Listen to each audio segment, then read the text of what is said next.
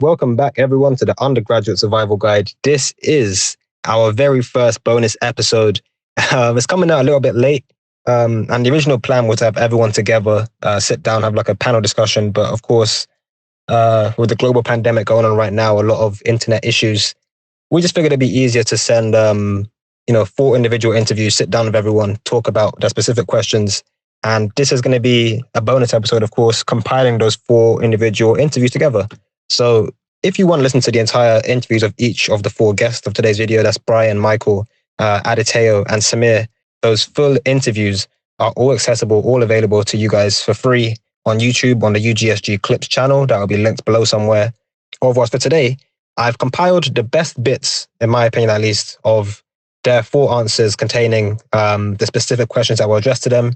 And throughout the video, I'll be giving small commentary between interviews, but otherwise, we're going to let it roll. So with all that said, I hope you guys enjoy it. And let's get into the very first interview. So this one is, of course, Michael Harvey. You've met him before. He was episode 2, one of the most highest listened to videos and interviews so far. So yeah, let's talk about the friend zone with Michael. All right. Let's get into the juice of the story, though. Try and keep it concise. So I was going to ask you about, obviously, as I mentioned briefly before, this is going to be a 4-part relationship bonus. And I thought, I rolled the dice and figured what would be the best question to ask Michael. And I thought, for this episode, we talk a bit the notorious friend zone. Like, what's your experience of that? How to get in and out of it? All right. You have to remember that with the friend zone, I'm one of the few people in the world to have actually ventured beyond the friend zone into a different dimension, which we call the cousin zone.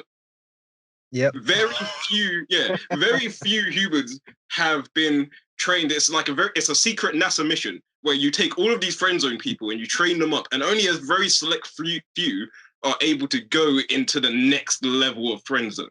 So I am actually one of the most qualified individuals on planet Earth to discuss this entire thing. So the friend zone is basically when when you like a girl, the girl likes what you provide for her and realizes that you like her, and she kind of uses that. So a friend zone is kind of like a power discrepancy between a guy and a girl, where the guy wants the girl knows that the guy wants the girl, the guy has some useful traits, like willing to listen to all of your to the stories, advice on other guys and all of that other stuff. So you provide that service, and you're kind of given the sniff of what you want. So it's like, as you keep, being such a nice guy, maybe one day in the future you might get something. So you keep getting like little things like that. But it boils down to a power differential between a guy and a girl. I wouldn't necessarily call it friend zone. Is kind of a bad word to call it, because I don't really think it's a friendship. I wouldn't describe it as a friendship. It's like I said, it's like it's a, because a friendship is like, I don't know. Friendship is. I think it kind of. Go on. Remember, we were saying, I can't remember how the point came up, but I was talking about mutual respect. Yeah. And I think you need to respect each other in a typical friendship, where it's like, if you do something for me, I do something for you. And it's like, I don't know, I'll back you up in X, Y, Z situations. The friend zone, I think, specifically is like, there's no balance. It's all a strict power dynamic. Mm. There's no balance. It's all a strict power dynamic. Yeah, as in like, you know how you're talking about how the guy has a particular use to the girl or service. Yeah. It works both ways. You're providing a service to the girl, and what you get back. The thing is, in a friendship, I feel like there's a trade. There's a trade of traits. There's a trade of services. And I'm making it sound very robotic, but if you boil it down, that is really what it is. If someone's funny or someone's entertaining, someone's really nice to you, someone listens to your problems, someone has a really great vibe, that's something in that other person that they add to your life. That makes sense. So, like, for example, your friendship, your humor, your ability to tell stories, your surprisingly large bank account back when we were in school for high street food, were the things that kind of made you stand out from a typical person. Why I would have been friends with you, and vice versa. The problem with the friend zone is that on one side you're getting someone giving you traits that you can use. So the guy giving the girl the traits that she desires, but what's being given back isn't an actual thing. It's the potential of a thing. So what you're getting back is the kind of it's like a carrot on a stick being in front of a donkey. It's like you keep doing these things, and it's like all you're getting back is that hope is being kept alive. They're like, yeah, like I still talk to you. You know, I talk to you so much. Oh, and you're just like the best. You're so great. If I could just find a guy like you, you know.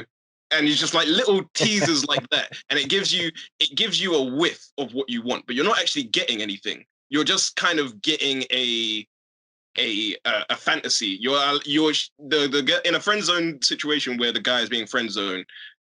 All you're getting back from the girl is the ability to live out your fantasy of one day being able to get this girl. It's like a pre-order. It's like ordering that Tesla Cybertruck. But it's nonsense. It's just a way to take up your time. I think that's eventually what it boils down to. I think there was a Patrice O'Neill again came out a great word for it. It's like a time hoe. You're basically like a time hoe. In the same way that for a guy with a girl, if you call a girl a hoe, is for like the physical reasons. He says time hoe in the sense that you're being used for your time. In the sense that you're being used, like, I'm gonna call this nigga whenever something's going on.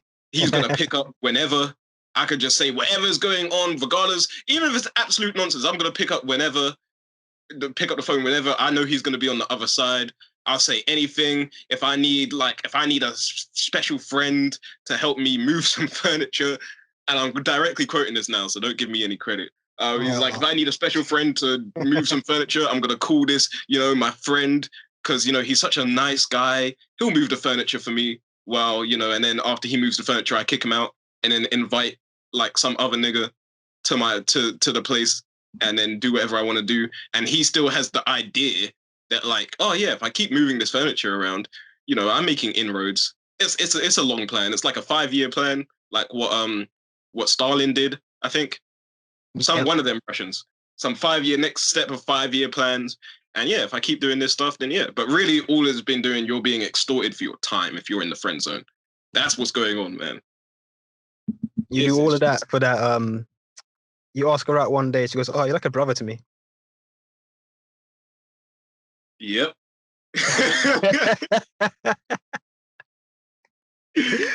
Yeah. Nah, man, but for real, it's like the friend zone is just, in terms of getting out of the friend zone, in terms of advice to all you sad, people out there that find yourself in this horrible situation. If you can't, I guess the best quote I can give is, if you can't win, don't play. At the end of the day, you have to boil it down to this. Is this person really your friend? In the sense that if it's guaranteed that you will never sleep with this person ever in your entire life, and they're free to sleep with whoever they want, including, like, it could be literally anybody. In the same way that you could sleep, I can't think of anyone that you would sleep with where I'd be like, oh, Jordan, man, you went too far on that one. Like, you shouldn't be doing that. In the same way, like, that would be weird to say to a friend. So if this person is if you're in a friend zone situation and you're unsatisfied with the idea that they may sleep with anybody else and they're never going to sleep with you, then then that's not a friendship. Get out the game, be honest with yourself, lay it on the table, just be like, listen, it's okay to be honest as well. You'd be surprised with how people respond to that actual honesty. If you've been acting like a bitch this entire time, you've been acting like a bitch for ages, and you suddenly turn around and be like, listen, I'm just going to be honest with you. And it's not me putting you down or anything. I'm not saying anything bad or mean about you. I enjoy hanging out with you and stuff, but I don't think this can continue unless you give me some ass. That's just how I feel. Like, it's just about being, it's not about how it sounds. It's not about, oh, you sound like such a bastard. Oh, you sound, it's just about being honest about how you feel. Like, honestly, I've been thinking about it, and, I just want to hit it. I'm like, sorry if it offends you, but we've been hanging out a while. Most of the time we hang out, like, I'm just thinking, damn, like, all I need is the right opportunity. So instead of being like that, just be honest. Just go out to be like, listen, I kind of want to smash, and if I can't, then I don't think this is gonna work out. I'm not saying it in a bad way. You can obviously go off and live your life, have a great life. I'll go off and do my thing. The problem is the thing that keeps people in the friend zone is this idea that, like, they need this person.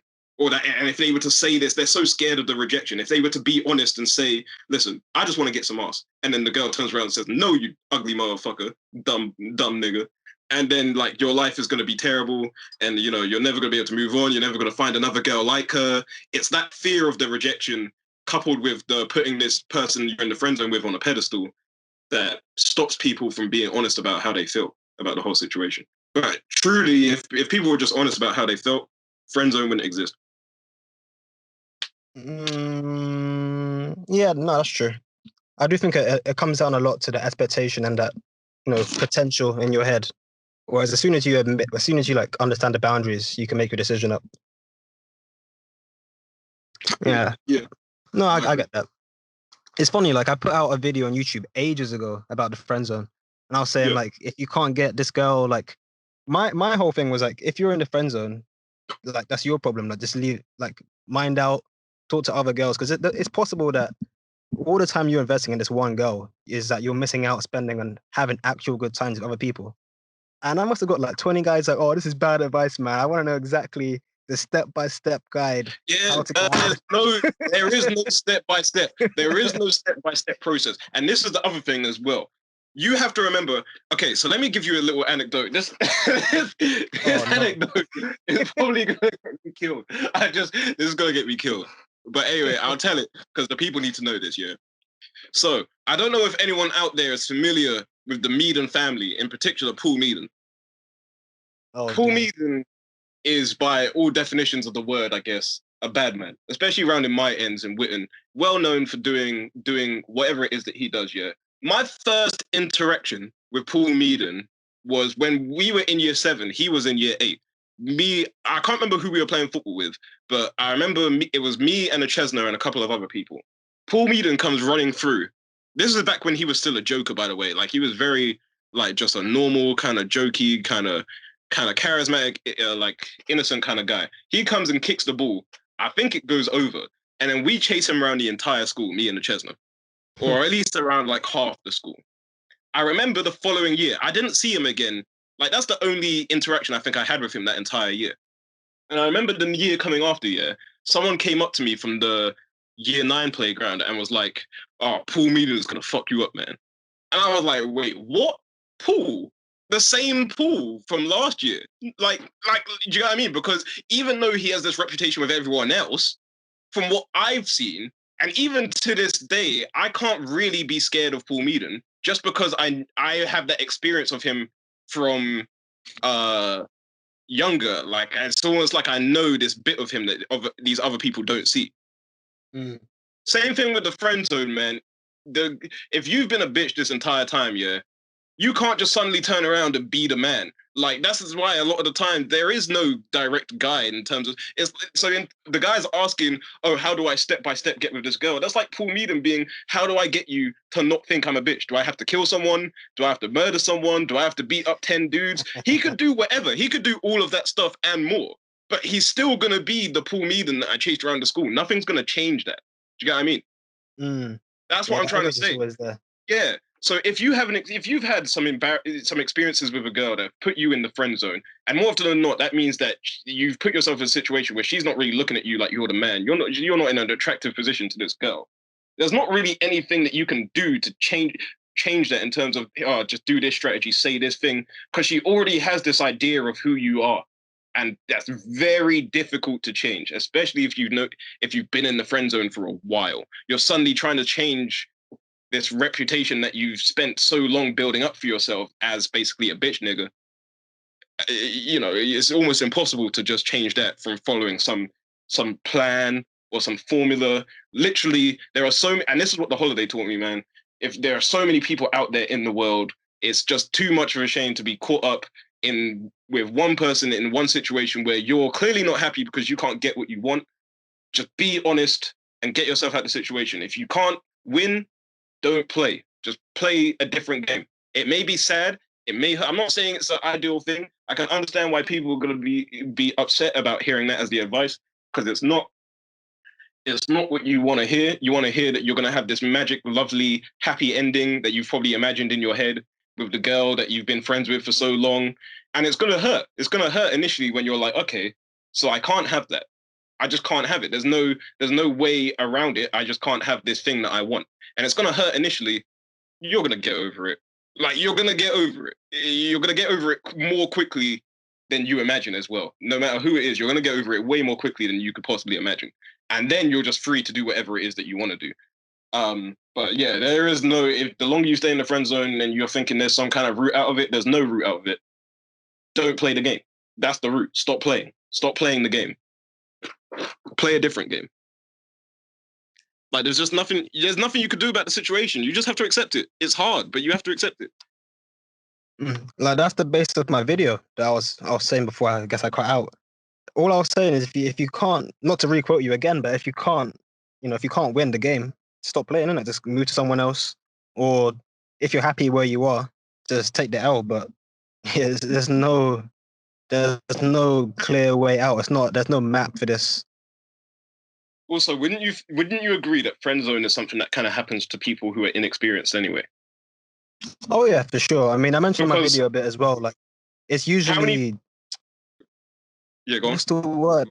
It's like if you don't, like, there are certain guys that if your game is obvious or you're more like sexual orientated, those guys don't really get in the friend zone. It's ones that are kind of shy, or they're like trying to provide the service in order to, like, bit by bit get closer to you.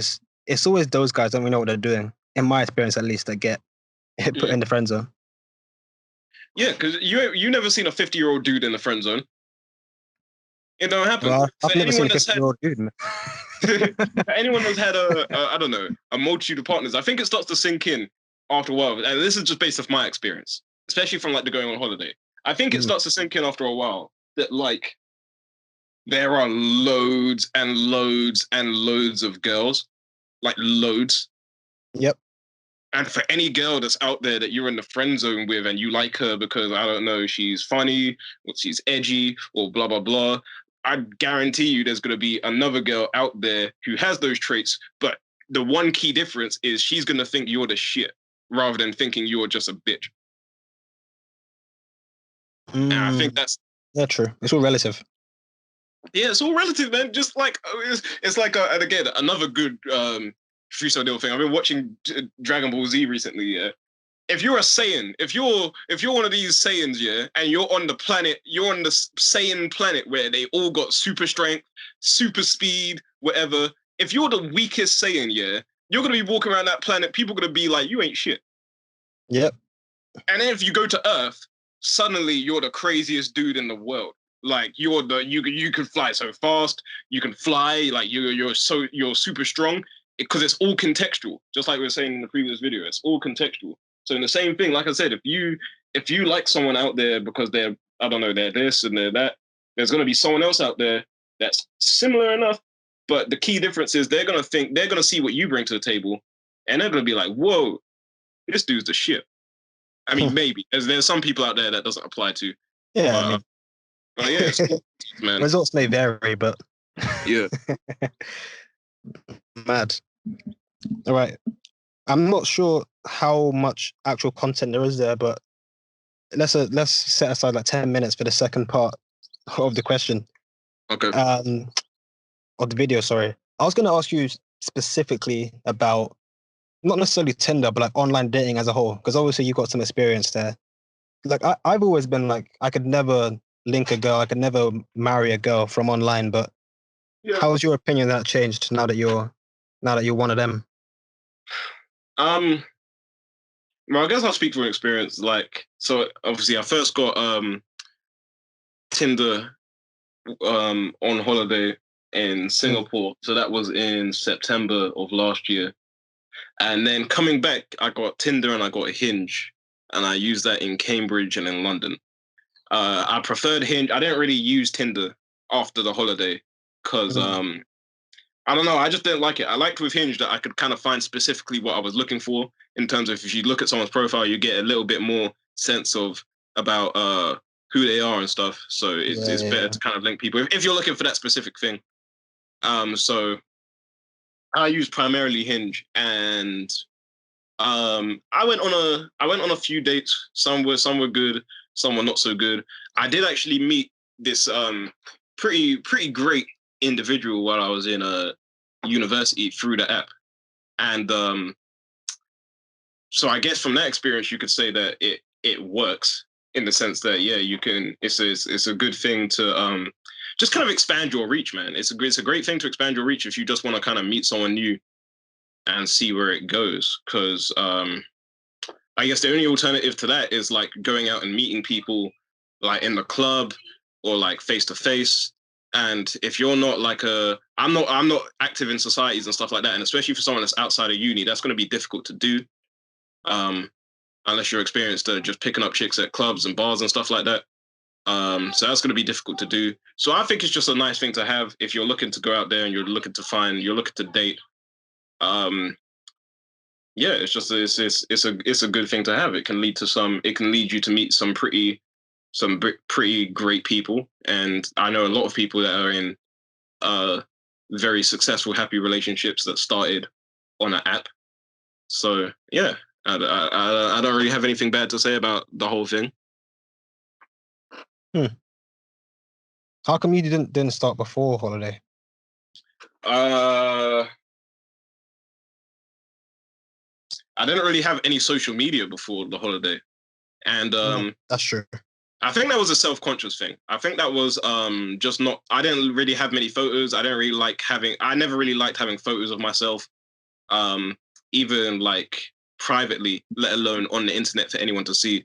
Like I wasn't a big fan of how I looked, so I didn't want to put my photo everywhere online for people to see. It's only when I was on. I think it was only on the holiday after like the religious kind of like gym work that was going on that summer, and like what was it, the new glasses, got rid of the pedo glasses, got some actual glasses, like better clothes, things like that, where I was starting to be like, I can kind of reintegrate myself back into society. But before that I was just like, I didn't really like getting my photo taken, and I didn't really have any good photos of me. So, and I had this I kind of had this misconception as well. It's funny because I've had this in uni as well, because all of this stuff, it was all mental. Because I know friends that are friends of mine that are like lower than a 4, and they're still able to use these apps to like devastating results just because they've got like that swagger about them. So but yeah, I just never really had that, and I didn't really, not just with the dating apps, I just wasn't on. I didn't have Instagram. I've never had Twitter. I really was only using WhatsApp up until the holiday. So yeah, I guess I wasn't really on social media that much, because I didn't really want my photo out there. You know what it is? It took me a while for me to believe that people out there wanted me. Took me a while. That's the honest truth. And I don't mean in just a physical way. I mean in both kind of ways, in just a purely physical kind of one night stand way, and also in a relationship kind of way. I didn't really have any kind of belief that I was what people were looking for out there in the world. And so I guess I just never really tried to find them because I didn't really believe they existed. Took me a while for me to actually clock that. Oh my God. Like when you actually put it all on paper, like you've got the degree, you've got the gym etiquette. I think the tattoo puts my score up by like 1 million billion. You've got the humor, you've got everything, put it involved, and you realize that you're not the best in the world, but in somewhere in the top 5. It took me a while to realize I was a top 5 on earth kind of guy. That's why I never put it before. I get that. I think for some people it takes a while to understand your value in a way. Yeah. Which I don't know. I think it's kind of deep. I don't know when I realized like I don't know when I clocked my source. It might have been Carnival. I think. Remember when we were walking down, and I think I was dancing with a girl, and some guy just picked her up and walked away. Yeah. And then like 20 minutes later, I see this short guy. Because that year we were like 17, right? Yep. There was some actual grown ass man standing there with no vest. He's tiny. He's kind of chubby. I'm like, how has this guy got the confidence to do that? And I'm here like literally getting robbed. Yeah. But guys literally coming and picking up my stuff. I'm like, nah, I can't do this anymore. Straight away, no vest mode. Change the game. Yeah, because it's all about, I guess, and to be fair, I guess you always had a bit of a swagger about you in that regard. You always had that kind of air of confidence. You know, I think back now to when you and Brendan had a fight over Fiona back in either year 8 or year 9. Yeah. The fact that you were laughing that whole time, yeah, and that you just clearly don't kind of care about that kind of stuff. Like, I don't think that kind of emotion is attractive. I think that's why the Brendan Fiona thing kind of ended. Like, literally a couple of days, if not the next day after that whole thing. Yeah. Because that's just corny. But I think the fact that you were just laughing, you were the only one that had a fight Audi car park where you weren't actually fighting, you were just laughing basically. I think that's the kind of swag that stood you in good stead, at least during school. I don't know about your antics at university, but I know in school you had that kind of confidence about you, which a lot of people didn't have. And I'm not just mean you as well. It's funny because you know how I spoke to, at one point or another, I was best friends with every girl in our year. Yep. So not only do I know about your confidence levels, I know about any girl that was ever involved with any guy in any guy that was ever involved with a girl in our year at any time from year 7 to year 11. I know all about you, motherfucker. You know who you are.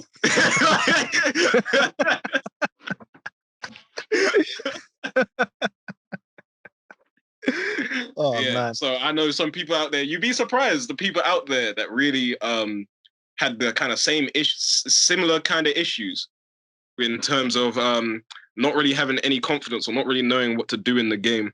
You'd be surprised what kind of people were like that. So with that all out the way, as I mentioned before, you can find a full interview all available online on our UGSG Clips channel. That was a nice bit from Michael there, talking about the friend zone and a little snippet at the end, of course, on internet dating, online dating and stuff like that. Following on, we go straight into an interview with Brian, where we cover two of the same interview questions, but also with a small pinch of, a couple of gems from his breakup. I know we were talking a sec about having a bit of a hybrid one. So I'm going to start by asking you why I asked Michael, like, what's your experience with the friend zone and have you ever made it out? Okay, so I saw Michael's snippet earlier and that killed me because I can really relate for that. He said what? He said he's been cousins on. Yep. Let me just say I am. Yeah, I mean, his one is quite peak.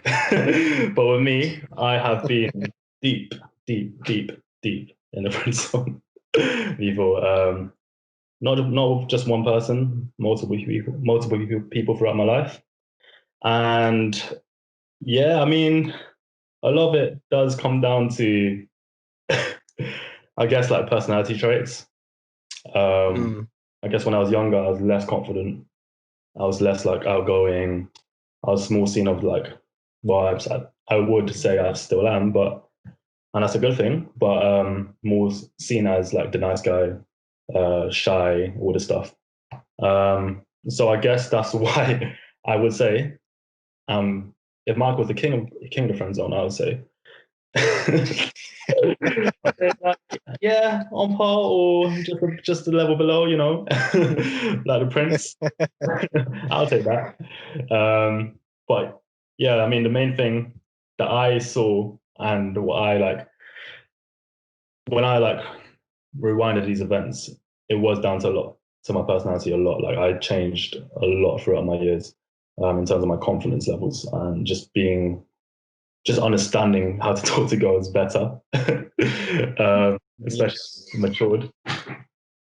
So yeah, I would say, yeah, a lot of it is down to the personality traits anyway for me. But yeah, I mean, back in the day, back in my prime, my friend zone prime, it was a bit peak. It was very peak. And the thing is, Mad. yeah, man, I was a bit deluded as well. Like I used to think, okay, I'm in there, I have a shot, I'm speaking to this girl every day, all these things, but nah, it didn't work out like that.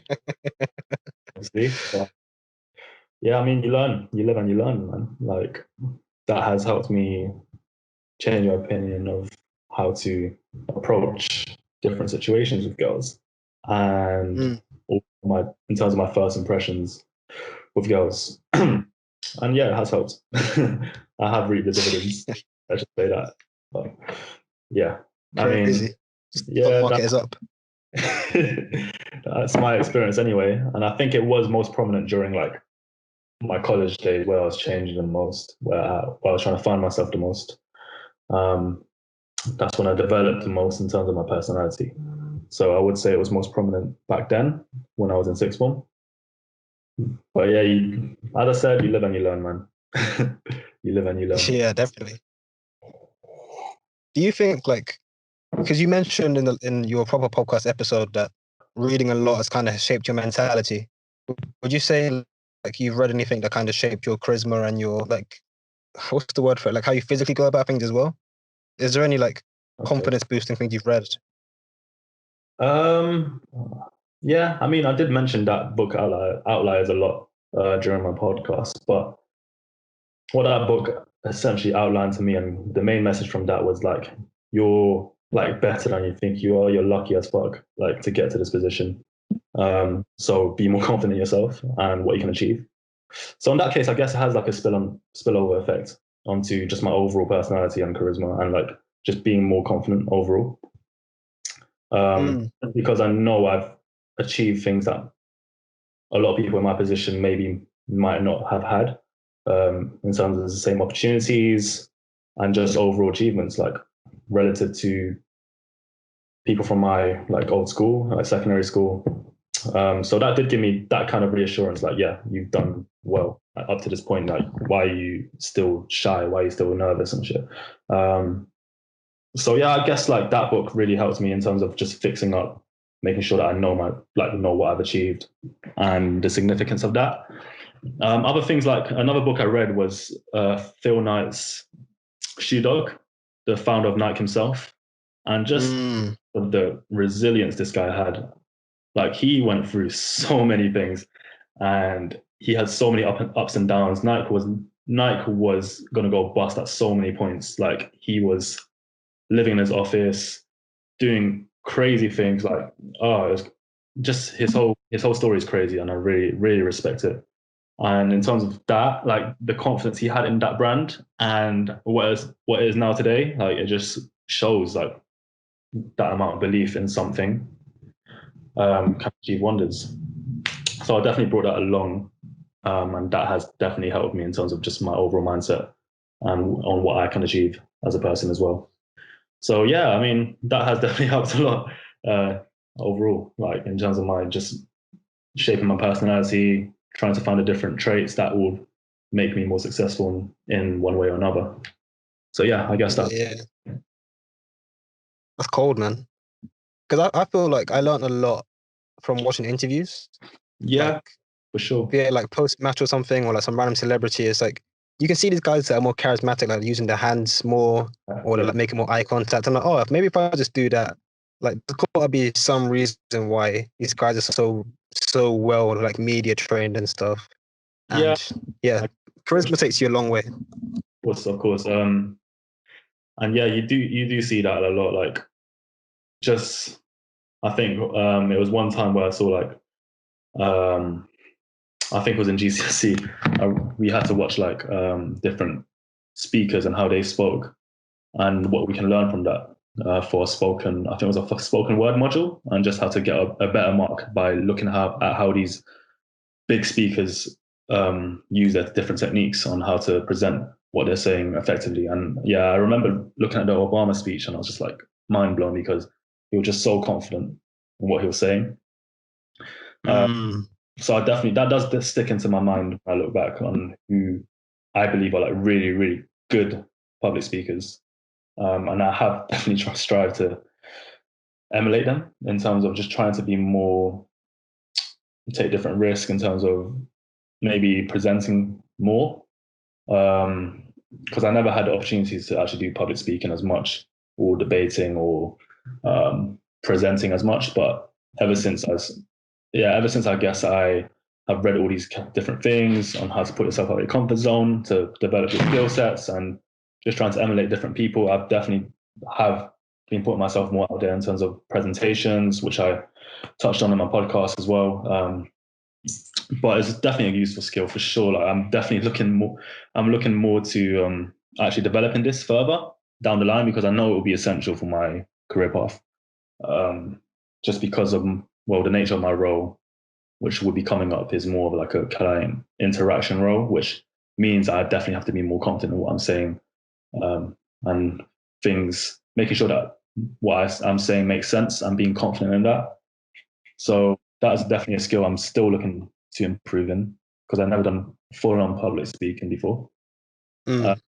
So yeah, like just looking at different, as you said, interviews, looking at how all these big speakers speak and what techniques they use, definitely is something that I'm looking to do more and emulate as well. Yeah. It's crazy, man. Yeah, man.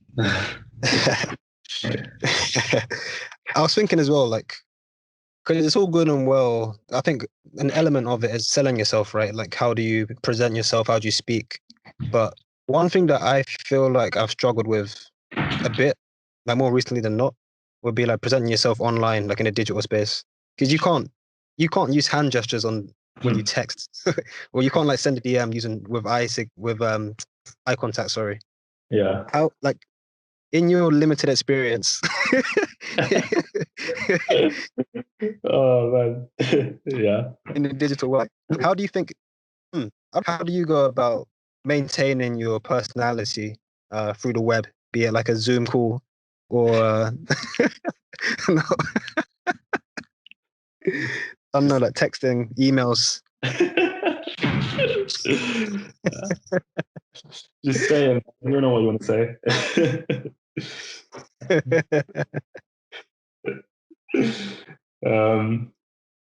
So in terms of, so I guess you're referring to something else, right? Like in terms of presenting yourself. So yeah, we're keeping it vague today. So like, my take on this. So there's different ways anyway. Like you're going to be more comfortable on like a Zoom call or FaceTime when you're talking to someone, because you can literally see each other. You know, you can express your personality a lot more. They can see how you look like. You can see how they look like. You can see the interactions between you. So in that sense, there's a big contrast of that and presenting yourself in like a different online format. So say your social media account. Yeah, I mean, some people do base a lot of their personality on their social media. There's a lot of influencers out there. So I guess like you can present yourself in a way that people think that this is you within like your social media account, say Instagram, just by the types of different pictures that you put up, the way you interact with each other and your friends. Like people can gauge your personality from that, I guess. But when you're talking to someone online, so this is a different, I guess, a different context. Yeah. This is the part where it's like quite hard because you can't express yourself fully. And sometimes I say you could adopt a different personality. Like, come on, everyone. This is like social media. People adopt different personalities, and when you're talking to people online, sometimes I've seen people anyway that have completely changed their personalities when they speak to people, and they're nowhere near like how they speak online in person. So it's quite hard to gauge how you can actually present yourself in that sphere when you're talking to someone online. But how I guess I try to keep as real as possible in terms of how I speak.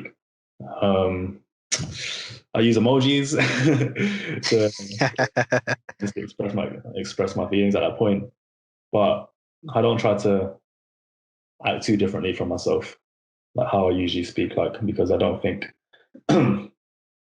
yeah, I don't think it's beneficial at all. Like, I don't know, I don't have anything to hide in that sense. So yeah, I literally keep my social media personality as what I feel like what I am now. So I don't really try too hard to conceal my personality or change the way I speak. Yeah, like I always used to. I don't know. I don't know how people do it in terms of you see so many when you're reading different things. You see so many trolls online, and I just think, how the hell did they change their personality this much and have the balls to actually say outrageous things and very offensive things behind the screen without a non? Like, how can I don't know? I just never had that in me. Like, how can you actually do that and have the time to do that? I don't know. So that's my take on, I guess, people acting differently on social media. Like, I just never saw the point of that. Like, you're just literally hiding what you feel like, because yeah, these guys will never say those things in real life, if you get me. Yeah. Like, yeah, I guess that's my take on people, how you can actually portray your personality online, and how some people might use social media to, I guess, change their personalities and yeah, just the overall portrayal. So yeah. It's interesting because I feel like I've had a girl once tell me that, like, how come you talk a lot online but not so much in person? But then I feel like you can you can text for 6 hours, and then when you read it back, you can read it back in 20 minutes or less. Yeah. Like I guess your perceived like understanding of a online is different to, like, you read things slower online than you do in real life, and I think that's a big part of it. Yeah, I mean, I agree. Yeah, as you said, like, you can literally get through your messages in 20 minutes. Another problem that could stand out is, like, sometimes people interpret how you speak differently as well. Like, they can interpret an emoji like a madness in their head, but with you, it's just like, yeah, it's just an emoji. Like, it's just, yeah, smiley face. But with them, I mean, we're all we're all like, yeah, we all have these thoughts as well. Like, we've been guilty of that, maybe misinterpreting people's way of speaking online. So yeah, I mean, I guess that is like a limitation of speaking online on social media, because you can't really see how the person is saying things and what they really mean about with what they're saying. So yeah, we've had many situations with that. I'm sure you have had too. So Yeah, one too many. Exactly. Yeah. Man, I find it interesting. I had a conversation with Ash a while back, actually, and he was saying, like, because I messaged a girl saying something that in my head made sense and it was fine. It's like a normal thing you'd say, but then the way it was perceived by her was, I guess, progressive, or like I was moving to her or something. And I mean, looking back, I kind of get it. But Ash's perspective was that there are certain things you can't say, you can't do without having that preliminary, like, relationship out, like, offline, if you've like met up a certain number of times or you're within a similar friendship group or things like that. And yeah, I think it's a tough line, because you can have, like, I feel like I'm quite charismatic and I've got quite a personality that you can Like, Yeah. I don't want to say love or hate, but it's quite obvious what type of person I am when you meet me. And then Yeah. I feel like when you don't mask that online in some ways, like it's very easy to perceive it in one way or another. And then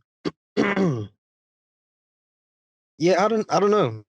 I think my mindset's a lot more like on Instagram, for example, where it's very photo based. Yeah. Whereas like I tweet a lot, but most people I talk to don't really use Twitter, so you don't really get that behind the scenes personality. Yeah. But I think it's difficult to present yourself in a just an image without really saying anything, and then try and convey that later with like 20 words and an emoji. Yeah. Okay. Yeah, I mean, I understand you with that. Like, I don't use Twitter personally because I just, as I mentioned earlier, like the the amount of like fake people online, it just annoys me. Just the fact that people can just hide their complete like, yeah, just completely change their personalities and just chat the most nonsense. And that's why I never went on Twitter, because I just know I'll get really angry with that stuff, like really annoyed. Just because the amount of nonsense that people say, and just I don't know, it just seems like it's really toxic anyway. But I do keep up with Twitter just because I just see the memes and it's quite funny. But in terms of actually making an account and getting involved with things, I just know there'll be so many like people I would just not agree with. And yeah, as I mentioned, like just the fact that people can completely change their personalities and just express the most wildest views just to get a reaction and troll people, it just annoys me. But as you said, like in terms of portraying your personality, I guess you can do that in that sense. Like in terms of Twitter, you can say what you want. But as again, you're limited because of the environment that, this is my perception anyway, the environment that Twitter creates in terms of different communities. Like some people just say the most wildest things just to get clout, just to get a reaction from people. And that's why I never jumped on it, just because I know I'll get really just aggravated because, yeah, I mean, some communities will think one thing. Well, I've been told this anyway. Like, for example, there was this case, well, it was recent, about a girl that was trying to tell people how she's made six figures at 24 years old or something. Okay. And people just got onto her saying, "Oh, you're lying," all this stuff, and calling her. They went to call her workplace, and I'm just like, "Oh my gosh, this is just crazy toxic." And yeah, it's just mad because she's literally just trying to help people, and then people just getting onto her saying she's a liar, calling her workplace to verify, just harassing her. And it was a bit mad because she was literally just trying to help people in terms of giving them career advice and things. So that really annoyed me. And then it's just weird because my friend also said, like, a few of my friends also said, like, yeah, people think 50K is average on Twitter, but yeah, they're getting onto this girl. You know what I mean? Like, people have different kind of beliefs online as a community. So I was just like, oh my gosh. First of all, these guys will never, well, 99% of them won't make as much as her in that sense. If they're getting this aggravated, it just shows something. And yeah, it just really annoys me because you just get the most wildest views and people like literally defend it like mad. So I don't know. I mean, in terms, as you said, like you can portray your personality, but there's an extent to it. Like you don't want to get sucked in by all these. It is kind of like peer pressure as well on social media, I would say. Unlike Twitter, that's why I never really made it, just because I know I just wouldn't handle it well. There'll be constant arguments. We'll just get really annoyed. Yeah, I mean, I guess, yeah, that's my takes on like portraying a personality on like Twitter in 20 characters. Yeah, I get that. I find that funny actually, because I use Twitter a lot and I don't think I've ever been sucked into a specific community. But I hear that argument so often. I don't know. Maybe I don't follow the right people, but it's an interesting phenomenon for real. No, I mean, I definitely have been a lot of times just to like to make Twitter and just follow the right accounts. But the thing is, you'll always see the replies, which is just full of trolls. And I'm just like, oh my god, I'm really angry at that stuff. And so, Yeah. I remember on Twitter we used to have like when you first make a Twitter account, they would assign you an egg as your like profile picture. Really. And I was like, all the trolls are always the people that still had eggs in their accounts. We used to call them like egg accounts because they just didn't put a picture up. Yeah, Obviously to like just to troll. it's annoying. Like, I don't know. I don't really rate people like that. I just imagine making a fake account just to say the most wild nonsense that you don't even believe in yourself. I don't know. I don't believe in that at all. It's just so stupid and pointless. But Yeah, them ones, man. yeah, it's just crazy. Just gotta stay true to yourself. Exactly. Crazy. I think for the last, let's say minute to 5 minutes, I want to ask you about how you handled your breakup through uni. Okay. Because a lot of people ask me, like, oh, that must have been real hard, man. But I want to get a second opinion on it. Well, it only really happened like in the first semester, right? So it wasn't too tough because obviously it was tough, but at the same time it wasn't crazy as other people's breakups in terms of the effects on me. Just because I knew at that point, I guess in my personal relationship, I knew at that point, yeah, it wasn't working. So I did kind of accept it for a few weeks before. So I did kind of have that in my mind, like, yeah, it's going to happen eventually, you know this. So I guess I wasn't as affected as I could have been, which I'm grateful for because it was just before my exams. And so I guess I would say I handled it quite well just because of the fact that I did very well in my exams. And that kept me busy. And it gave me more time to, I guess, recover and just think things through and just reaffirm to myself, yeah, you didn't do anything wrong. Like, yeah, just making sure I don't blame myself at that point as well. So that definitely helps. Just the fact that I had exams and had things to focus on. So it wasn't as bad as I guess other people's that I've talked to, but yeah, I mean, just I guess a lot of it was down to the fact that yeah, I knew for weeks that it won't work, especially with our personalities and the the underlying problem at that point. And yeah, I made sure that I reaffirmed that I was not in the wrong at all, even though that might sound a bit mad to many listeners at the moment. But I assure you, I was not. No, I assure you, I was not in the wrong. So that definitely helped a lot. Just, and I'm a very reflective person in terms of when I'm wrong and when I'm right, and trying to find ways to improve myself all the time, as I've mentioned so many times. But yeah, in this case, for sure, like, yeah, I know for sure that I know what I did. I know that I did not do anything wrong. So it's just black and white at this point because I was accused of something I didn't do. And I know I didn't do that. And my friends know didn't do this. So yeah. So in that case, I guess it's more black and white and straightforward. And that definitely helped me to, I guess, like heal quickly. Yeah, keep my mind off things. Yeah, and in that case, the exams definitely helped. The fact that I also was able to get more, as you said at the start, W's. I was able to like keep pushing on in terms of my career, getting my job, doing summer internship, interviews at that point as well. So things were going good, and I got good grades. So what? There's nothing to complain about. So yeah, Needed. for sure. Yeah, I very much mirror that. I think when I broke up with my ex, it was early January, just before exams as well. Yeah. And it's like, to be fair, I'm not a big advocate of like taking your mind off of things because I think you should always deal with your issues. But it's definitely good to maintain some sort of structure in life. And I think that's kind of similar now of like lockdown and that. If you can simulate just having stuff to do and then work on yourself in it simultaneously, it's always a plus. Yeah, for sure. Definitely. Like, yeah, this lockdown's been it's been hard for everyone for sure. But just in terms of making sure that you still have a goal that you want to reach, maintain that focus as well.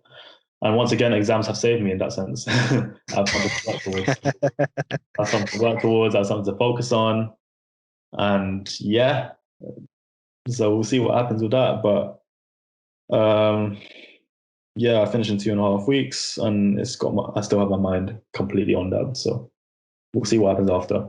All good stuff there from Brian. If you want to hear more from Brian, just in general, as I said, the full interview is on the UGSG Clips channel. But if you want to hear more from Brian as an individual, Brian and myself, we have a second podcast called The Halftime Tangerines. I'm not going to go too much into that now, into this video, into this interview, but of course, check out that podcast. Very good stuff out there. Obviously, halftime reference to football out there, and all the footballing fans, that's the place to go. A lot of great stuff going on over there. But yeah, this is the midpoint of the bonus episode. I think now is a good time to also shout out my Instagram page and Twitter page. We've got a lot of original content out there. That's the best way to keep up to date with all the UGSG stuff going forward. And within the next couple of weeks, you're going to see our second bonus episode, which is going to be on investing. So if you're interested in investing in personal finance, all things around that area, keep an eye out for that. But as of right now, let's continue on to the third part of this interview, where we talk to Ade about his long-ish distance relationship and just general tips on maintaining relationships in university. So for the rest of this bonus episode, I want to ask you specifically about your relationship and just how you found like not living with your partner through uni. This is news. I knew this was coming one day. I just want to say a quick disclaimer. If she's listening, I'm just letting you know now. I'm saying it exactly the way you want me to say it. I am not giving anything away, so please don't come and kill me. Don't come for my neck, please. Thank you. Well, how do we meet? So we met at Pan-African Society, and it was probably the single most interesting and single most confusing experience I've ever had. Where I met her, and she was the type of person where she seemed happy to be there. She seemed, I guess, was speaking to people and just having lots of like different conversations about race in the UK, also about race during apartheid and slavery. We had people coming from like different backgrounds, and speaking with people about how colonialism kind of affected the way that we think and the way that the world is kind of shaped to be today, as we know it. And then everyone was really, really cool with their answers and everything, and it was very, very informative. But I got the vibe that everybody was really like super serious, in the sense where, obviously it's very, very important to be serious about that type of thing, because Black Lives Matter and our history is our history, can't change it, and we must fully embrace it and use it to understand why the world is the way it is today, and to create justice. But I also got the fact that what's the word? I also got the feeling that everybody was kind of a bit uptight, and that's not to knock anyone, but they seemed pretty serious pretty quickly. And, yeah. Obviously now it's the type of thing, but as a first year student, you're probably gonna be like, I didn't really sign up for this. I mean, it's nice and all, but didn't really think to get into it at the time. And not that I wanted something easy, but just having someone that they believed the same things that I did and the same things that everyone else did, but you could tell they were just a little bit more laid back than everybody else. It really helped. So I guess our conversation actually even started about what we started about. I think we were talking about the differences between London and Manchester, because it was really weird that I found it really interesting that she was from there, and I was like, "Oh, you're from Manchester?" And she was like, "Yeah." I remember saying, your accent is pretty weak for Mancunian, but I'll take it. And she actually said she was really offended. She was like, "Wow, I've never had anyone say it to me in my life." how dare you about then.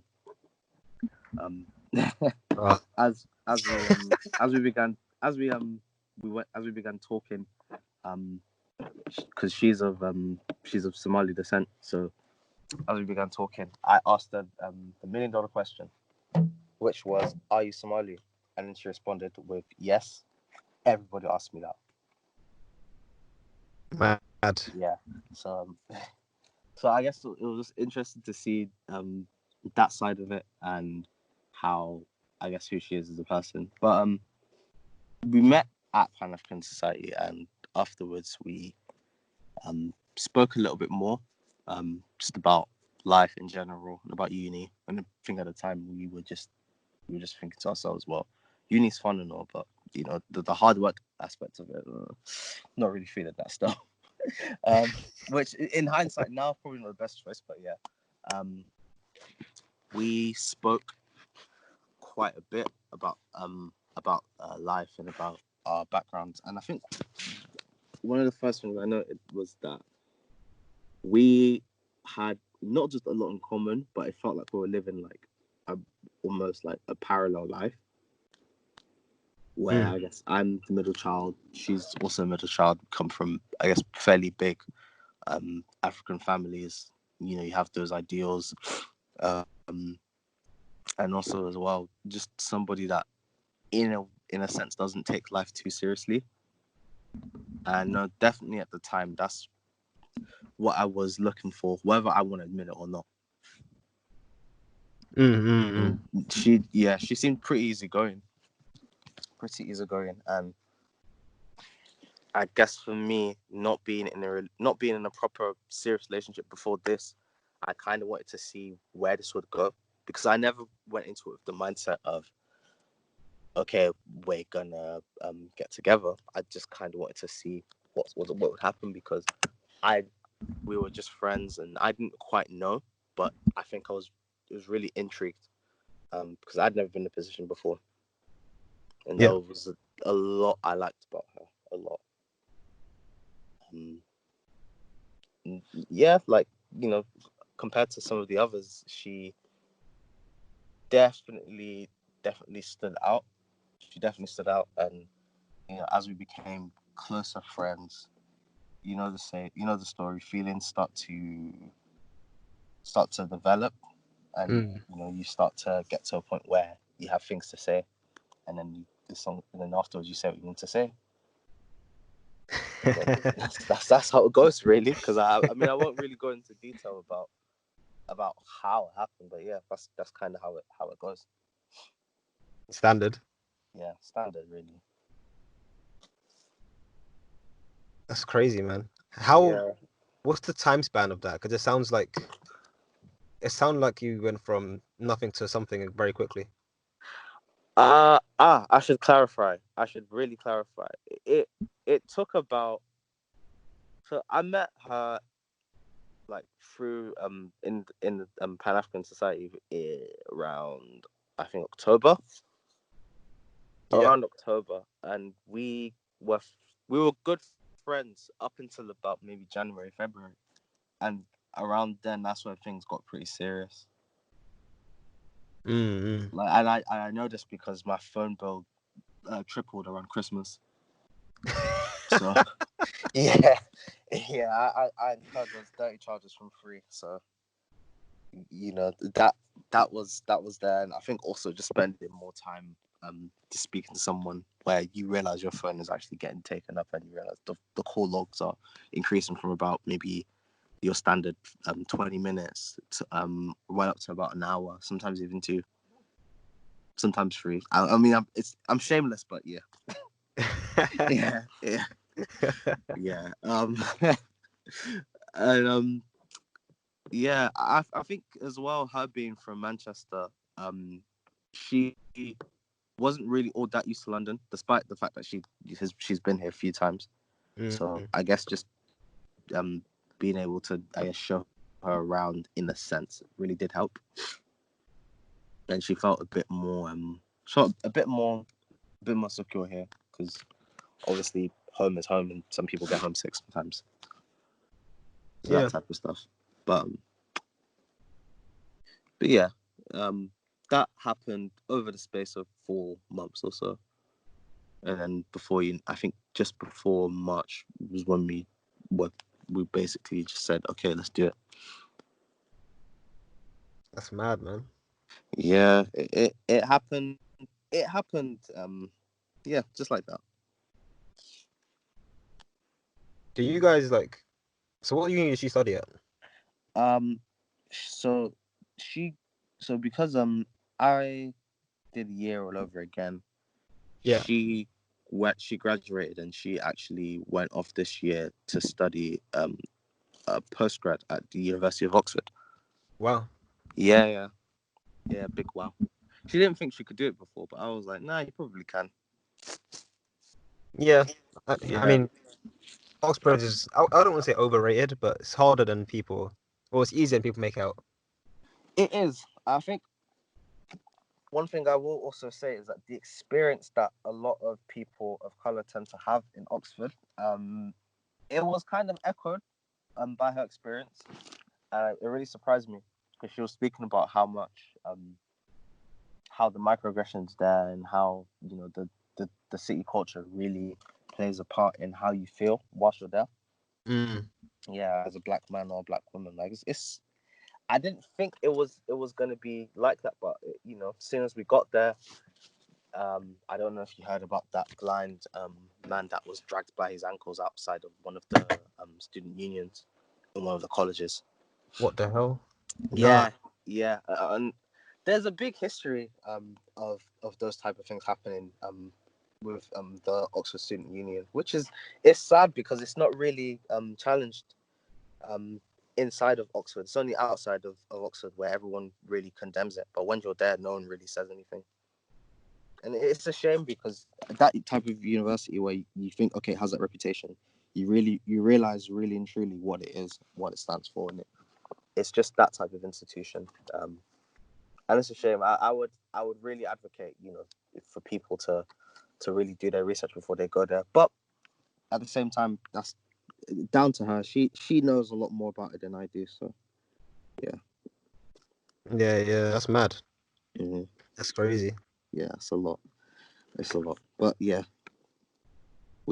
how do you think that like how did that affect your relationship if you're one of you's going through the motions in a completely different city and you can't really do anything about it?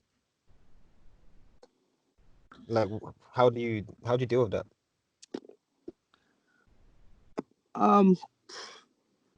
I think it takes a lot of not just patience, but a lot of really trying to understand what it's like to be in somebody else's position, and just understanding, at least trying to understand how that person might feel, even if you're not going through the same thing. Because it takes that's all it takes to really get to grips with how another person's feeling, and as soon as you know how another person's feeling, you know how to act accordingly. And if she was ever feeling down at times, and if she was ever free, I would always try and make sure that I am able to visit. Obviously when things aren't too hectic with uni, but just trying to visit every now and then when I can, and just trying to be a bit helpful when I'm there.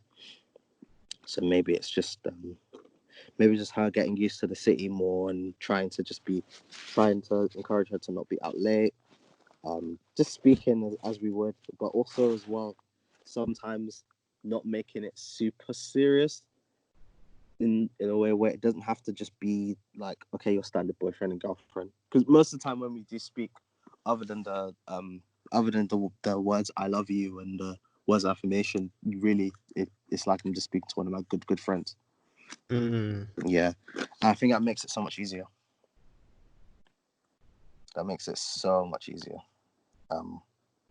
But especially this year, where it's happened in my final year, it's definitely been a challenge. Not for her, but not just for her, but for me, because we've had each of our own sort of obstacles in our path, and we've really had to try and we really had to try and stay in each other's shoes, if that makes sense. So It's a lot of understanding. That's what it takes. A lot of understanding and a lot of empathy too. Mm-hmm. Yeah. Yeah, I hear that, man. Yeah. And it's mad because I will say a lot of people will think being in a relationship at uni very, very overrated. It's long. You're going to spend loads of money. It's a cash loss. I mean, yes, the last part is true. It is a lot of money. But you know, if you feel that way about someone, it's worth it. And you can have a lot of fun whilst you are in a relationship at university. Like that's one of the things that really stood out to me. There were times where I could generally say that I'd probably have just as much fun seeing her as I would, you know, seeing you and Brian and some of the guys maybe in Bristol or outside of London. And that's not to take anything away from my boys, but you know, being in a relationship it can be fun. Yeah, can Yeah. be. I love that word. Can be. It can be. It's what you make of it. It's what you make of it. And the same thing as well. Like it doesn't have. It can be straightforward. That's the other thing. Because other times when you're in, I guess maybe like a situationship, you're not really sure. Okay, how to proceed from there, and then one day you just might feel like, okay, this isn't really going anywhere. Getting a bit bored now. Let me just dead it. And then all of a sudden you get a lot of hurt feelings and also a lot of mixed messages because some people aren't really clear about how they feel beforehand. But I guess being in a relationship during uni, it can be helpful in that sense where you have clarity, but it also allowed me to settle down quite quickly regarding uni, because I mean when I was resitting and having to when essentially failing first year, like I had a lot of doubts, and it really knocks back my confidence. You know, obviously making friends in my year and then having to do that all over again. She was definitely, I will definitely say, the first person that said to me, "Right, you're gonna reset. I'm gonna go through to the next stage, but I'm gonna be there with you. I'm gonna make sure that you don't feel like you're behind." And that is one of the main reasons why I feel that I stuck around as long as I have. And it's one of the main reasons why I feel like we were able to have, you know, just a good 3 years, because we just understood the situations that we were in and just at the same time tried to really accommodate each other. So maybe it's me meeting her friends, and there were times where she would meet a lot of my friends too. And just trying to really make each other feel included in each other's lives. Yeah, and I guess the longer things go on and the more serious things get, the harder it is to do that in practice. But it's always a good mindset to have. Yeah, for sure. Yeah. I think I learned a lot when I was still in a relationship, but it's like, yeah, there's so many benefits to it. I feel like communication is definitely like my biggest takeaway, because like, if you're not talking consistently and like having actual conversations as well instead of just small talk, but like Yeah. it definitely doubles up with you're talking about understanding, because like you got to know what's going on in your partner's life, man, because things can slip away so quick if you're not paying attention. I'm telling you, and that's one of the things I still kind of struggle with to this day. Just having communication and just trying to let her know, okay, what's happening. Because sometimes you might think you don't really want to stress anybody with your issues if someone else is going through something, but you have to try and come. You have to try and let them know what's going on in probably the most unselfish way possible. Yeah. Because if they don't know, then you know that creates a lot of friction, man. A lot, from experience anyway. Yeah, no, I ditto that, man. Yeah, so we've got to know. Plus, there are so many problems that can be fixed in a heartbeat if you just say what they are. Yeah, I've had I've so many noticed arguments and just kept it inside, and it's like, if I just say what's wrong, like, yeah, and then it's like you can work it out. Because 9 times out of 10, there's just like, you could probably tell me you hate me, you ever want to see me again, and you could probably just work it out. But at least at least you've said it. At least you've said what's on your mind. Because I think holding stuff back is probably not for me personally, but I think to her would probably be like the most hurtful thing, especially if I had like feelings of resentment towards her.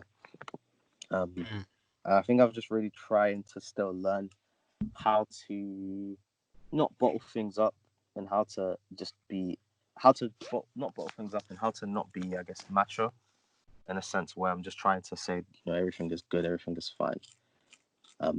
Because communication is key on both ends. So if she's, woman enough to tell me how she's feeling, even if she feels a bit weak, then I've got to be man enough to let her know how I'm feeling and not really hide that, but also try and just be honest and come to an understanding.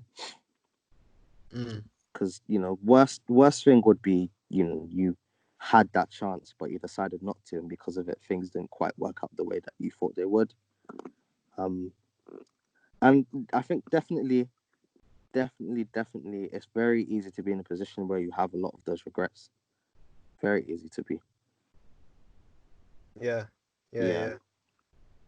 I will say as well, it takes a lot of energy and a lot of time that you have to invest. So I think you have to always be honest about that. And it starts with kind of talking yourself into it a little bit, and kind of faking it till you make it. And once you've made it, you don't really have to fake it because you're just thinking, okay, I actually do want to do this. I actually want to be in this frame. I want to be in this relationship. I want to actually fight for it. And all of that jazz. Yeah. No, it's true. Yeah. But I do find it interesting. Like people, there's always going to be a time and a cash investment. But I look at the single life and I'm like, this isn't easy either. Like you guys are paying £50 a week to go out. Yeah. Or, I mean, I don't you even know know the what it amount of is. time you put into Tinder and that. Like, nah, man. I think that the main difference between being single and then being in a relationship, I think, is obviously that you have more time to yourself. But you have more time to yourself, and I guess you're not really tied down in that sense. But other than that, there's not many, because whilst a lot of people may say they don't really want to be in a relationship because they want to really find time to grow and discover themselves, you can actually do that whilst you are in a relationship. And I feel like I've changed quite a bit since I was in one, since I was in my first one, which is now. Yeah. I really feel like not only that I've grown, but I feel like I'm starting to really find my identity. I'm not searching for it anymore. Yeah. Yeah, I very much see it as like the only negative, if you can even call it that, of being in a relationship is that you can't, be sexual with several people. Then that's obviously you're in an open relationship, but that's a different story. And it's like you very much having access to someone who's always going to be there and tell you it how it is. That's such a great way to grow, as opposed to like, I don't know, going to the club. I agree. Because I mean, nothing going to the club. It's nothing wrong with going to the club. Shout out to all the regulars, and all of that. But I think having somebody that is going to hold you down and always be rational, really helps. And somebody that is gonna allow you to just be a bit more level-headed and really know how to sort of act, and sort of teach you how to act around women, because a lot of guys, especially myself, from the start of it, I didn't really know how to act around females. So that's why to this day I don't really have too many female friends. But now I can say not only can I have female friends, but I can like do things in a purely platonic way, and it's not always a thing where you have to see someone and you have to think, okay, what's going to go on here. Like things can just be natural, normal, and can be innocent. And sometimes things need to be that way. I mean, sometimes they don't, but sometimes things need to be that way. Yeah, teach me, man. Oh boy, it's a lot. It's going on about 3 years and 8 months now. Mad. Yeah. So it's been a while. It's been quite a while, but I'm glad because a lot of uni relationships don't really make it that far. So I'm thankful, and I guess hopefully it transitions into more than just a uni relationship, I guess. Yeah, you're at an age now where you got to start thinking about your pension, your kids, your career. That's long. That's long. And I'm 22, so I'm just thinking, but I wouldn't do it for anyone else, so why not? If you're listening, I'm not a simp. I'm just saying this, so it doesn't matter. Love that, That's man. the other I don't know thing if I about- can agree with that comment, but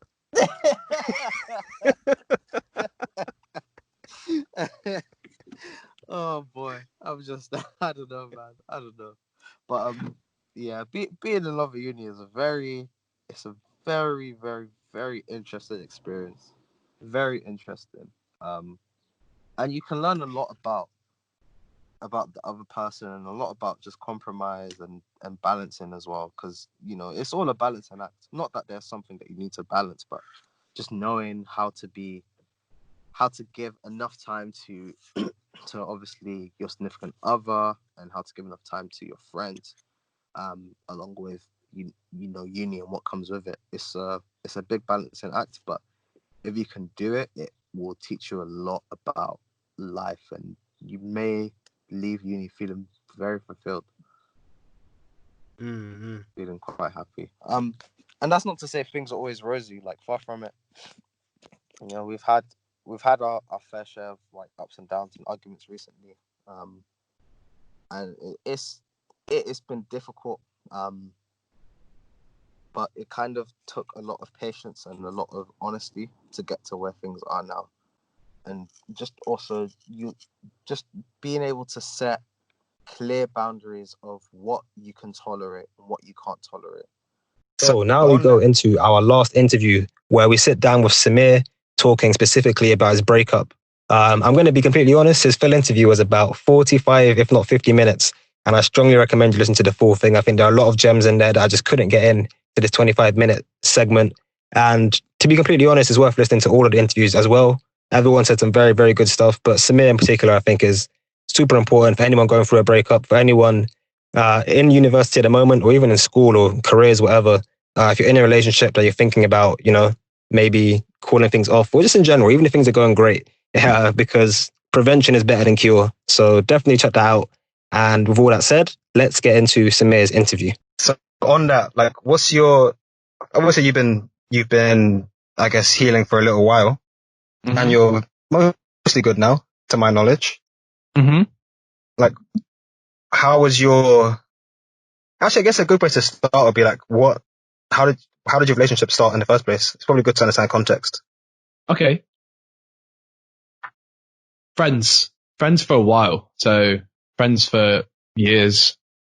And then it might have even been one of them ones where like I somehow broke the friend zone barrier. Like,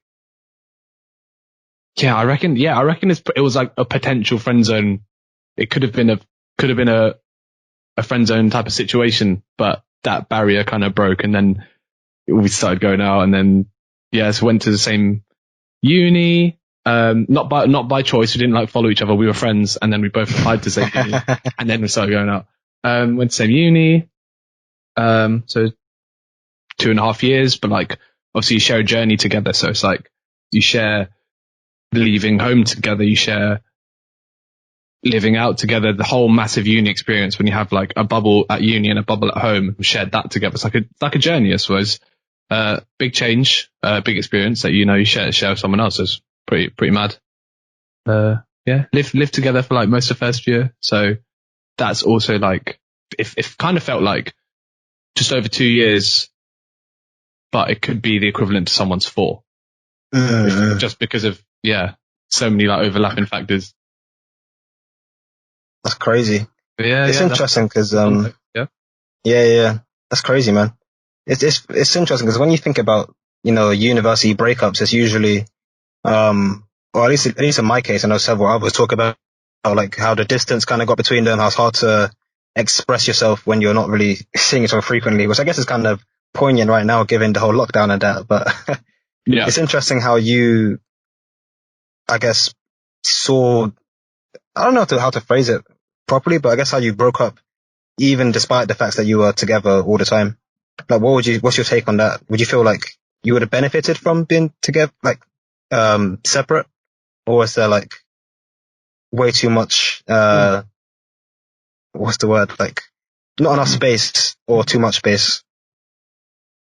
I don't know if it was an issue with space, because like we all had our own halls and our own groups of friends as well, in first year and second year.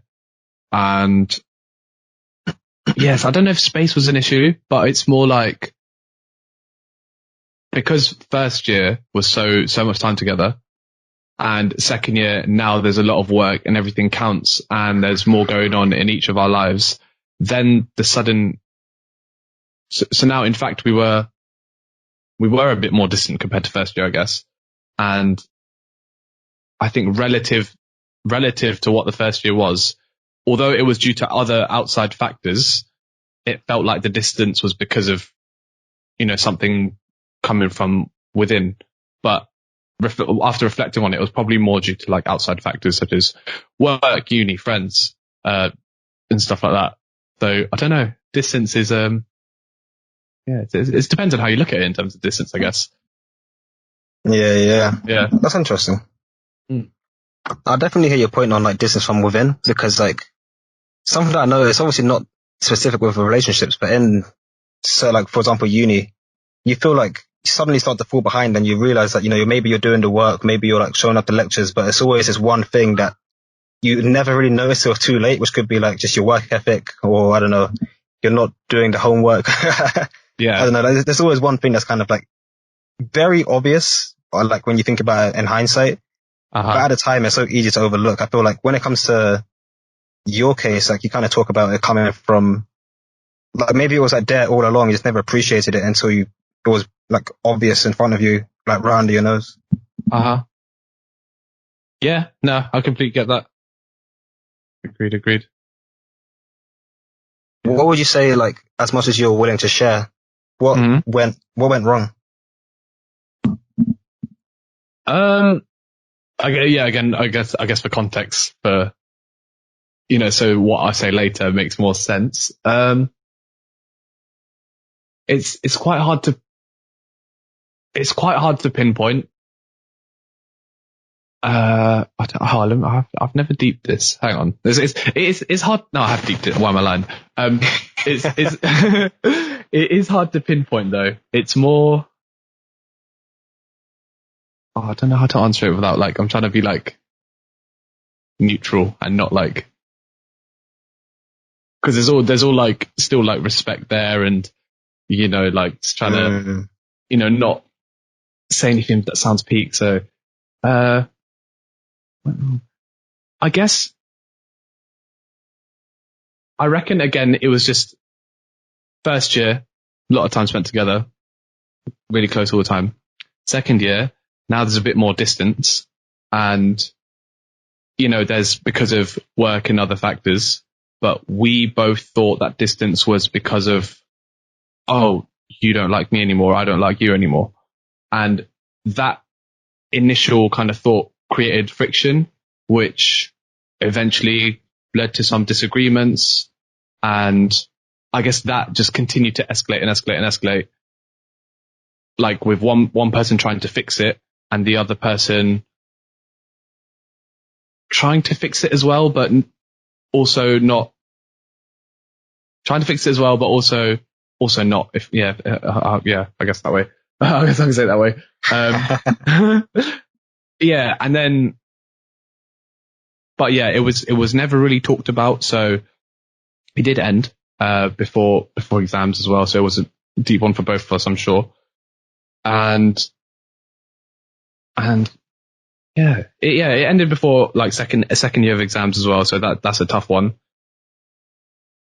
But there was no pinpoint reason that was given, or like an explanation that was given, which then made the preceding, healing process a lot harder, because if you don't know what exactly went wrong or didn't really have an explanation, like everything I just said to you is just stuff I've reflected on and kind of tried to figure out on my own.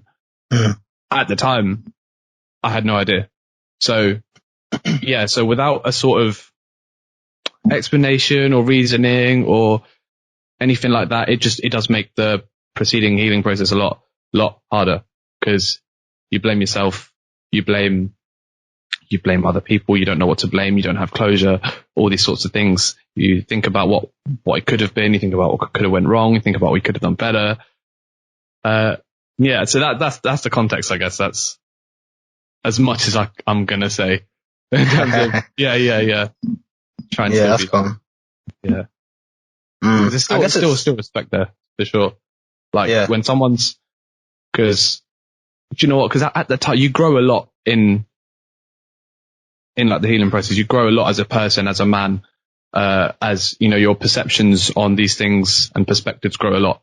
And at the time, it's obviously like, oh, you did this, and this to me. How could you do this? And eventually you grow and you're like, okay, no, these things happen. There's obviously, you know, it's not like I got cheated on or anything. It's not like that.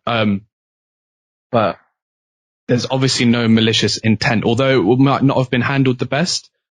If someone had spent that long with you and was a really big part of your life, there was no malicious intent. These things just, you know, how these things never really go well. It's always going to be hard.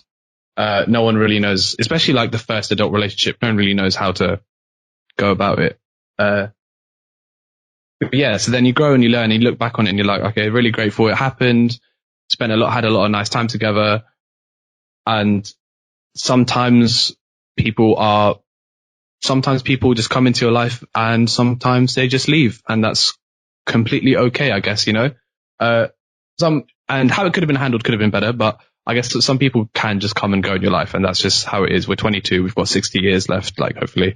It can, you know, that's just the natural cycle of how things work. Because I was a very all-in guy. Like, I think we both kind of were. We're both like, you know, marriage and stuff like that. But yeah, I guess a lot of people think that in the first one.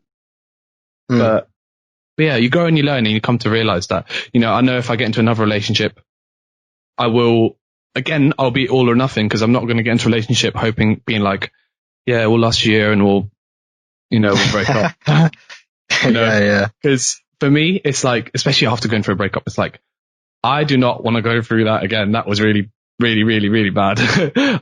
But if you think this could actually potentially be really good and really long, then is it worth it? I don't know, but at least it's like a gamble, essentially. In like, you know, I don't want to say love is a gamble, but I guess it is. Because you're giving someone a lot of power to essentially hurt you, but they're also giving you love and commitment and a massive, really nice relationship out of it as well. That makes sense, yeah. So yeah, so I'm still kind of like that, all or nothing, but I know the difference between me then and me now, based on like the growth, is that before, when that breakup happened, I was like, how could you do this kind of thing? Whereas now, if one were to happen, it'd be more of, okay, like as long as there's an explanation, and you know, everyone deserves an explanation. As long as there's an explanation, I'll be like, okay, I get it, I understand that these things happen, you know. Because how many like parents out there are like were childhood sweethearts? Not many. I don't know. Do you know many? My parents. Oh, bro, that's bad. What are the chances of that? Oh, here's me. You know, maybe I just fucked it. Damn. Nightmare. Fair enough. But no, I completely hear what you're saying, though. Like, that's the first, but then of everyone's parents I know, that is the first time I've had that. So I guess in terms of percentage, it's still, you know, more often than not, it's not the childhood sweethearts. But well done to your parents, though. That's mad. That's crazy. Big respect. Yeah, big up. Like, I'm not going to come and shit on my own parents, but I can definitely see the frailties of not settling too early per se, but having a limited resource pack of perspectives when you only have one person and kind of wing it from there. Yeah. I like that. Yeah. Oh, I'm so grounded, man. No, that's good. That's good. Mad. Yeah. I do think, like, I hear what you're saying. I think a fundamental, I guess, lesson from that is, I guess, communicating. I think a lot of couples, people often like, underestimate how important it is to communicate with your partner and to be aware of like how things are going. Yeah. Cause like the same way you mentioned, like things kind of drifted apart. You didn't really know where it happened. I think people, that's way more common than it should be. Especially in 2020 when it just takes one text like, yo, how you doing? And then suddenly you can have a proper conversation.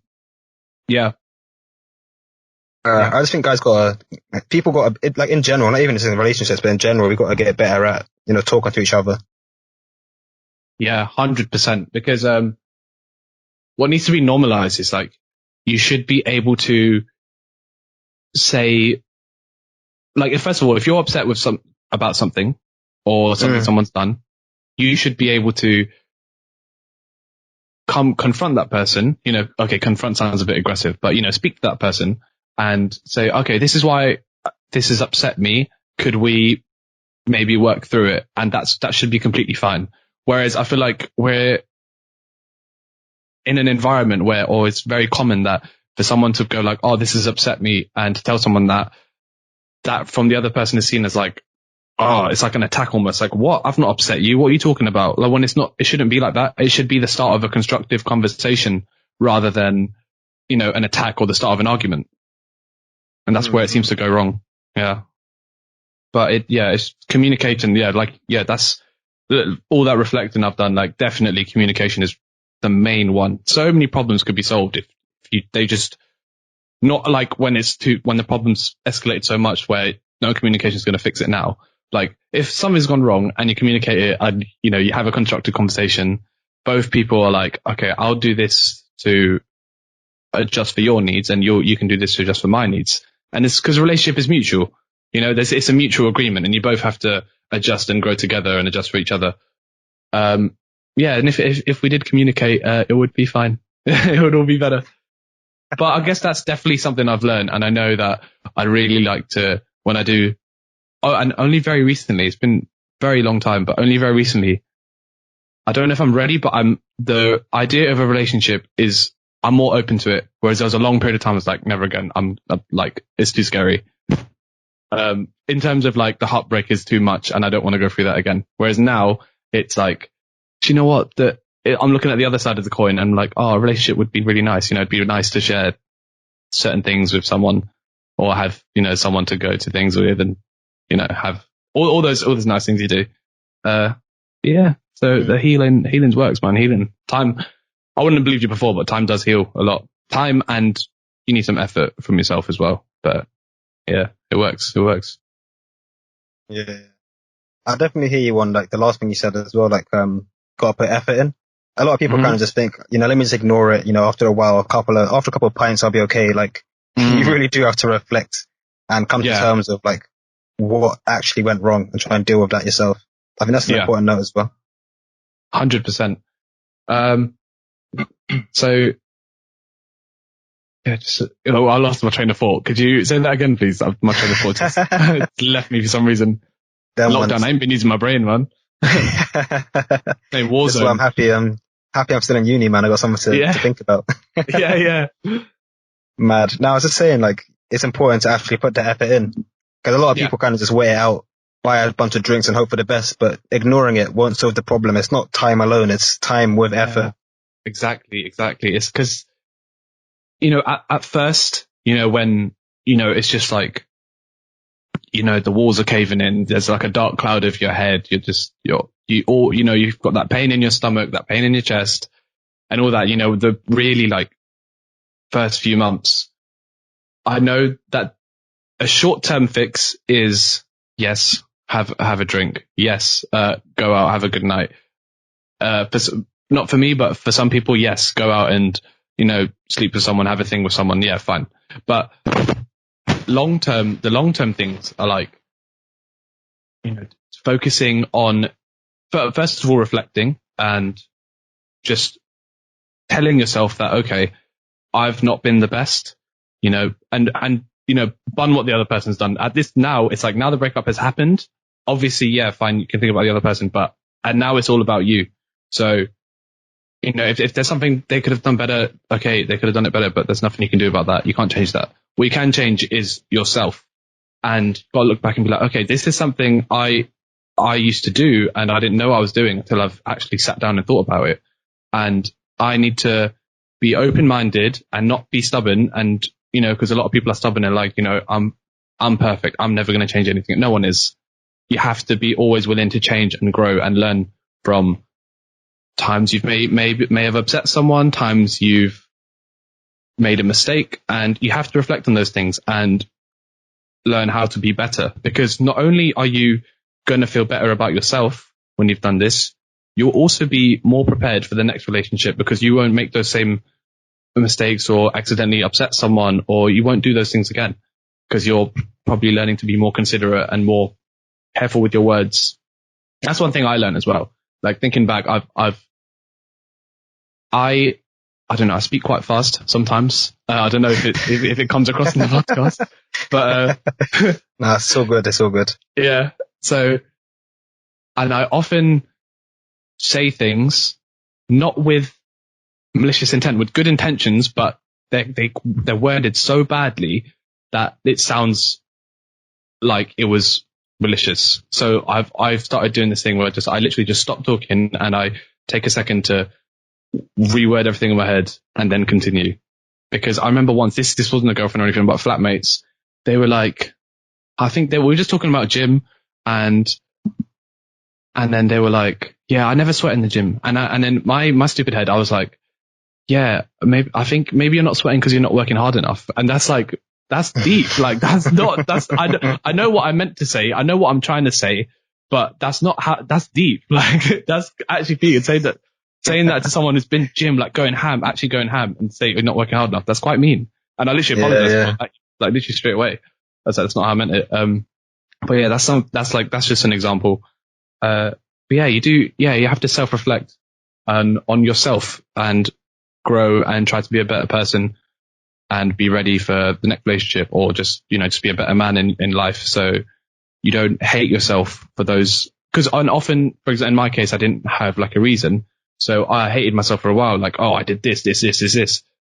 But eventually, when you realize that, okay, I've learned so much and I'm not that guy, like I'm not doing those things anymore, like you eliminate that room in your mind to hate yourself, and you start to, like you start to love yourself again when you're like, okay, flaws, what flaws? Like, obviously, I know that I'm sure there's some flaws somewhere, but at least for the time being, I know that every flaw that I'm aware of, I have worked on to fix. And I'm sure there's flaws I'm not aware of yet, but we'll cross that bridge when we get to it, I suppose. But you just got to be willing to get better, be a better person. Absolutely, man. Yeah. How about you? How have you have you self-reflected? Yeah, for sure, man. I think for me, like with my ex, I think I don't want to say unique, because I imagine it happens to a lot of people, but I don't know anyone in my circle, at least, who's got a similar experience. But it got to a point where, like, to be fair, it needs a lot of context, but to be as comprehensive as possible, like, I had a lot of so much stuff that can't be dealt with, like, in a short space of time. Like, what's an example? Like family stuff, for example. You can't really deal with family in a week or 2 months or whatever. It takes a long time to process all that's going on, a lot of unlearning, a lot of appreciating like certain things that you never really appreciated before. And I guess it got to a point where my girlfriend at the time kind of became something that I thought that, started to become a process. And for me, who's, coming from a working class background, I've never had peace like that. Not doing too well at uni, trying to like grow the podcast, all these different things. I kind of got to a point where I'm like, the only thing that I can afford to take out, the only problem I can afford to like actively ignore right now just happened to be her. Oh, I see. It's kind of deep now that I say it out loud, and I'm reckon I'm going to I get a lot of hate in the morning. Nah, not at all. Not at all. No. But nah, it's one of those things where like I can't just remove my mum from my life. I can't just remove uni. I mean, I guess I could suspend a year, but there are so many things that are a lot more concrete, or that were at the time at least. And if there was one problem that I had to ignore, it just had to be that. Unfortunately, it had to be her. I completely get that, because I think, like you said, like working class and that as well. Like in my case, reflecting, I'm sure there were so many times where I was so like, because my first set of exams that counted, I averaged like 50. I probably said it last time. So, and now, and I'm trying to get 2-1. So now I'm just like, I'm going crazy. And thing is, for us as well, like uni is everything. If we don't get uni, then that's it. Like we need, because the dream is to get uni and get a job and try to like give our families a better life kind of thing. So that's always going to be up there. And I don't think there's any place for anyone to say that, okay, no, I should be above that. No way. And although it sounds sad, but I know what you mean. It's like, just by elimination, that thing turned out to be the thing you forgot about. Just by elimination, but not by like choice, like, oh, this is more important than this. No, it's literally just by elimination. And yeah, which is sad. But then I guess at different stages of your life, that goes to show that at different stages of your life, you'll find it easier to be in a relationship, because uni is just so hectic. Whereas I feel like maybe after, like when you've done your job applications, you've got a job, you know how to do your job now, you've settled down a bit, you're just, working every month and saving every month, and, everyone's gotten a bit older at home, everyone's calmed down a bit. Maybe then there's less stresses and more time to devote to different things equally. And give everything a bit more importance. Whereas by uni, because there's so much on the line, there's a lot of importance just given to that, and other factors may be affected in result of that. Yeah. Especially like, because you touched on it as well, how you said you're like an all or nothing type of guy. I very much see myself as that as well, but not even like just all or nothing, like 200% or nothing. Yeah. So when I see myself in a position where not even by choice, like literally just by the circumstance, I can only afford to give like 40%. It's like, it just hurts me as an individual, because it's like, I know, it's like I want to do so much more, but I physically can't. And you have no choice but to let go. Exactly. I completely understand that. Yeah. It is sad though. Yeah. It's proper sad. But I guess it's just a stage of your life where maybe there just wasn't enough room for a relationship, and there's nothing wrong with that. That doesn't mean you don't love the person. It doesn't mean you don't, want to give them that time. Doesn't mean they're not as important as everything else. It just means that certain things are just taking over your life more than you want them to. And that's not even your fault. That's still not your fault, Here we are now at the end of the bonus episode series. I hope you guys have enjoyed it. As I mentioned, this was, of course, about relationships. We talked about 4 key topics in the friend zone, the breakup, the distance, and the internet. The full episodes for the final time are all available on the UGSG Clips channel, all for free, all forever, for everyone who wants it. And yeah, feel free to go back and listen to it again, whatever you want to do. It's all there. The full interviews are all there. The next one we're going to do, as I've mentioned briefly throughout the course of this episode, is that we're going to sit down with 4 guys again, talking about personal finance and investing. So if you're interested in that, definitely stick around, definitely see when that comes out. All of the updates, literally all of the updates, will be on the Instagram channel, the Instagram page, as I say, our Twitter feed. We have a Facebook page as well. I don't really update it too much. I kind of just have general rolling updates from Instagram and from Twitter into Facebook. But definitely, if you want to stay up to date, if you want all the best tips, check out the Instagram, check out the Twitter, follow us. Reach out to me, get in the DMs. We know we're always replying. And yeah, that's basically it. I hope you guys enjoyed it. I really enjoyed doing this. I know the guys really enjoyed participating as well. It was really fun. And yeah, that's all good for now. Hopefully you guys will be back soon. Take care.